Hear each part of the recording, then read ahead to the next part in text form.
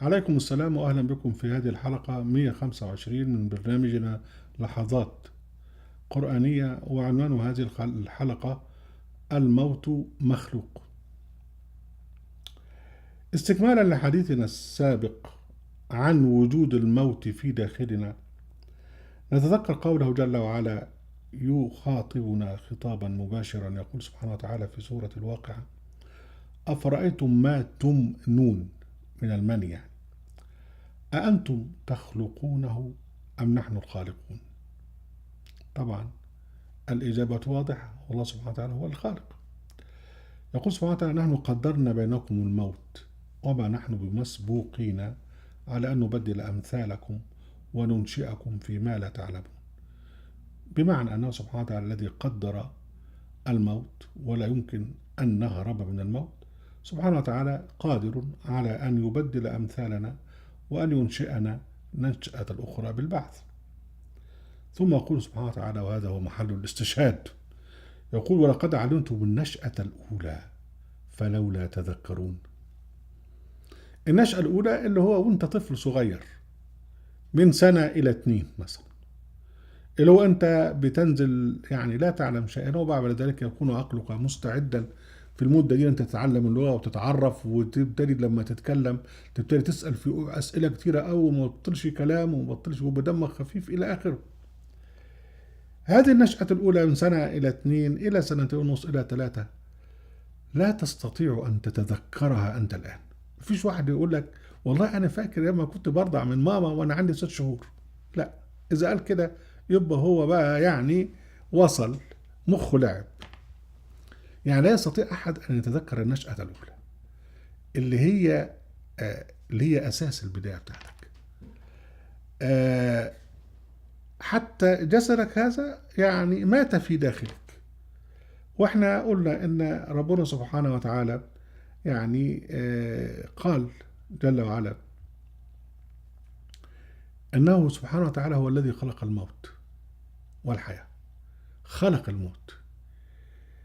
لما يجي واحد ويتدبر قوله جل وعلا: تبارك الذي بيده الملك وعلى كل شيء قدير الذي خلق الموت والحياة ليبلوكم أيكم أحسن عملا وهو العزيز الغفور. الذي خلق الموت، هو المفهوم أن الموت عدم، فكيف يكون مخلوقا؟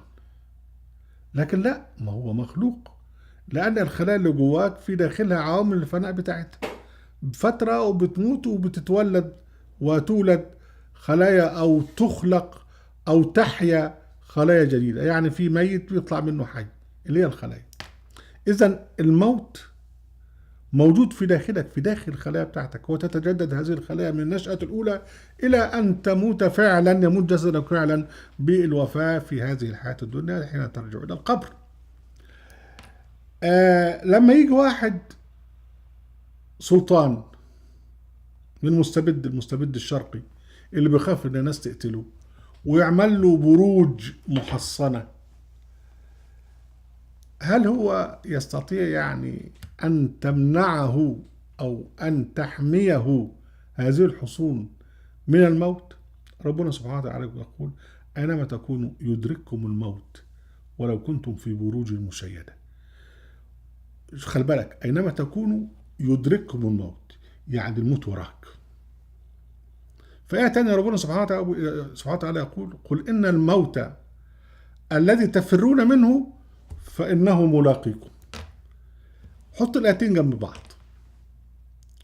أينما تكونوا يدرككم الموت، يعني الموت وراك، بيجري وراك. وآية تانية يعني قل إن الموت الذي تفرون منه فإنه ملاقيكم. الله، يعني إذا الموت وراك والموت قدامك، يبقى إذا الموت فين؟ جواك.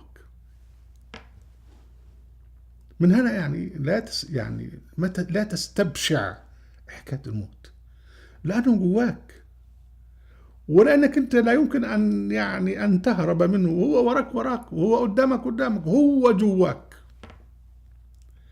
مش بس كده، احنا تحدثنا عن أنواع الموت، وقلنا أن في موت في الجراثيم وموت في كذا والطيور والحيوانات والإنسان إلى آخره. لا يا أستاذ، ده في موت أكتر من كده. يعني إذا كان يعني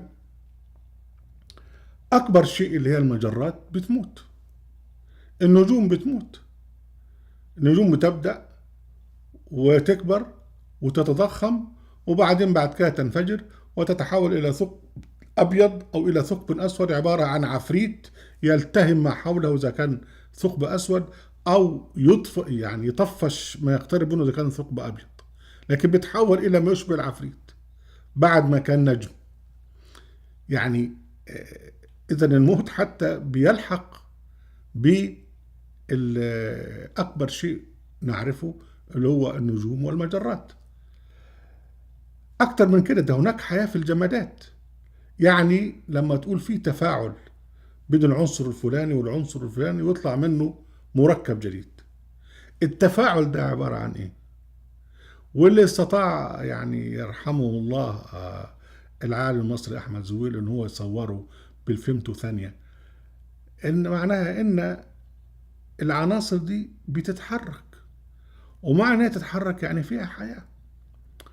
بلاش كده، السبيرم أو الحيوان المنوي ما هو فيه حياة، وبالحياة ديت بيطلع ويروح للبويضة، والبويضة الأخرى حية وبيخش فيها وبتكون الزيجوت اللي هو أول خلية للإنسان.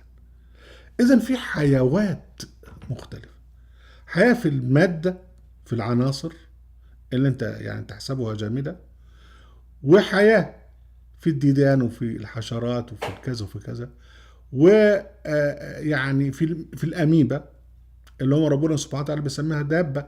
كل دابة ومن دابة في الأرض إلا الله رزقها وكأي من دابة لا تحمل رزقها الله يرزقها وإياكم. وبعدين بتصل إلى حياة النجوم التي تنتهي إلى موت.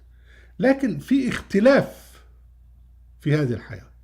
الإنسان من ضمن الأحياء اللي هو بقى في داخله نفس، فالنفس دي موضوع تاني. النفس دي اللي هي بتجعل هذا الجسد الحي مسؤولا، له حرية، له حرية أن يطيع وله حرية أن يعصي، ثم يوم القيامة يكون مسؤولا عن هذا. يعني هذه فكرة سريعة عن أن الموت في داخلنا، وأن الموت مخلوق في داخلنا. أهلا أحبتي بكم في قناتنا أهل القرآن. لا تنسوا أن تشاركوا فيها وأن تنشروها وأن تقوم بعمل لايك وشير على هذه الفيديوهات، ومرحبا بكم في موقعنا أهل القرآن، وعليكم السلام.